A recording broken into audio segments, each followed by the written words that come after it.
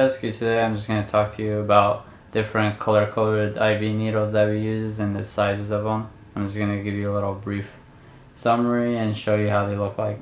So we got over here 18 gauge needles is a green one, 20 gauge is a pink one, 22 is a blue one, 24 is a yellow one.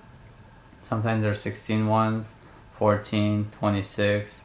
But the higher number you go, the smaller the needle size gets. The lower you go, the bigger the needle size gets. It gets confusing at times, but you get used to it. The most standard ones I see is mostly the 20 gauge and the 22 gauge in my hospital.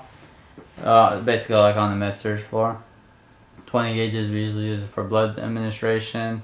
That's what it's usually good for, maybe like IV contrast or whatever. But it depends on your hospital, your protocols and everything. 22 is mostly for basic administration of medications, but they'll probably wear out sooner or later because they don't last too long since the needle size is smaller. 20 gauge is more of a better one to use. 18 is probably used in the ER a lot for like rapid fluid administrations. But typically I would go with the 20 gauge mostly on standard people just because it's more durable. So let me just show you the different needle sizes.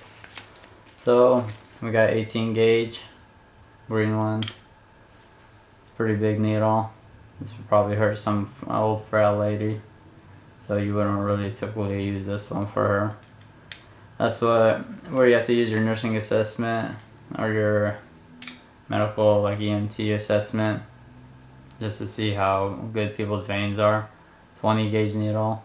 It's a pretty big needle also. And then remember guys, never recap, always just push up and click it on. 22 gauge, it's not too bad. Yeah, because recapping, you watch out for needle sticks, then you gotta file a report, go get tested, and it's not the best thing in the world, right? And then right here, 24 gauge. Yellow one. I think every hospital has a color coding system, so it's easier to identify what the person has.